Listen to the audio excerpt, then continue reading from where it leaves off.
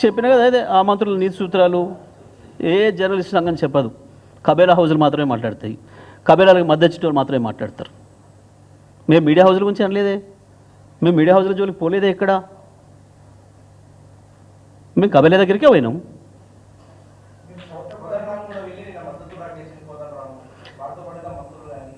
పాపం ఓకే ఉంటాయి, ఎందుకు ఉండవు? మావి కూడా ఇంకా కఠినంగా ఉంటాయి, మావి కూడా ఇంకా కఠినంగానే ఉంటాయి. ఈ కఠినాలకి ఏం భయపడేదాంట్లో ఏం, వీళ్ళకంటే మొనగానే కదా, వీళ్ళ బాసులే కదా, మేము ఎదుర్కొని వచ్చింది వీళ్ళ బాసులను కదా. వాళ్ళు తయారు చేసిన బొమ్మలు ఇవి,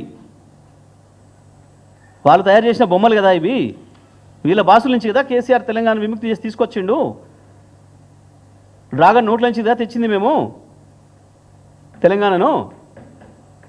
గీ ఉడుతూపులక ఎన్ని రోజులు ఇలా భాగవతం. మేము అది కూడా చెప్తున్నా, అప్పటిదాకా అవుతామని కూడా అంటలే నేను. ఎందుకు మాకు అధికారం వచ్చినాకనే ఏం చేస్తాను కూడా అంటలే నేను. మేము ఎన్నడూ ఆశలు వదులుకొని వచ్చిన వాళ్ళం.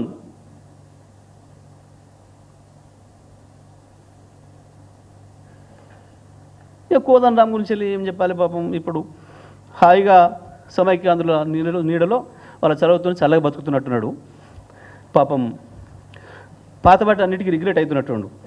పౌర హక్కుల కొరకు కొట్లాడడం పొరపాటు చేసిన, తెలంగాణ ఉద్యమం కొరకు కొట్లాడి పొరపాటు చేసిన అని రిగ్రెట్ అవుతున్నట్టుండు సమైక్యాంధ్రుల చదువులో ఉండి పాపం.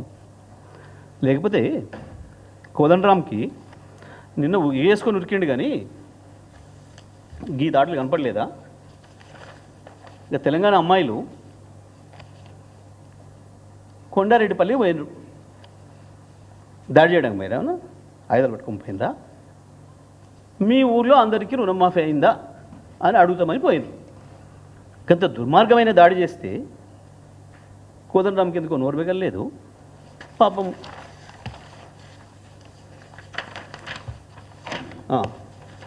ఈ బాబు ఎవరు? శంకర్. సో ఆ పిల్లవాడు కూడా ఛానల్ ఏదో యూట్యూబ్ ఛానల్ పెట్టుకుని నడుపుకుంటుండు.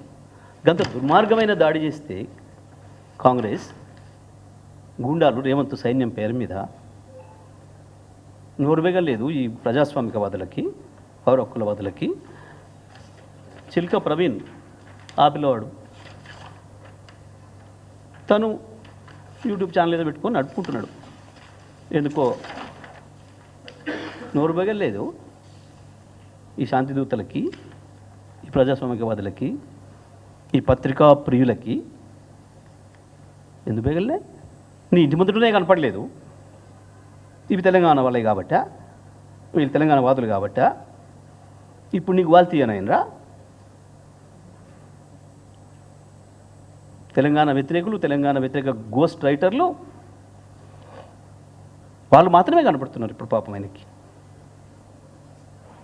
ఇక వాళ్ళ నీడలో చలవలో సేద తిరుగుతున్న ఆయన గురించి ఏం మాట్లాడతాం మనం? ఎప్పుడైనా కాదు కదా. మరి మేము ఇంకేం దాడి చేయలేదే, మేమేం దాడి చేయలేదే. ఇంకా దాడి ఎక్కడ చేసినాం? వాడే నిరసన చెప్పొచ్చారు మా పిల్లలు, వాళ్ళదైన పద్ధతిలో నిరసన చెప్పొచ్చిండ్రు. వెళ్ళమను, నువ్వు ప్రెస్ కౌన్సిల్కి వెళ్ళమని అంటే నన్ను ఇష్టం వచ్చినట్టు రాసి నన్ను వెళ్ళమనేది ఏంది? వెళ్ళు, ప్రెస్ కౌన్సిల్కి కూడొద్దన్నాడు. ప్రెస్ కౌన్సిల్కి వెళ్ళు, లేకపోతే ఇంకోటి కాడికి కూడా పో, బిల్లాడ దగ్గర పో, ఎవరికైనా ఐఎస్ఐ తీవ్రవాదులు చెప్పుకోమని పోయి.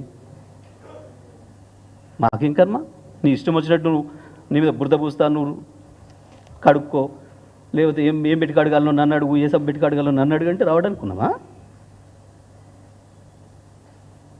అట్లా కనబడుతున్నామా?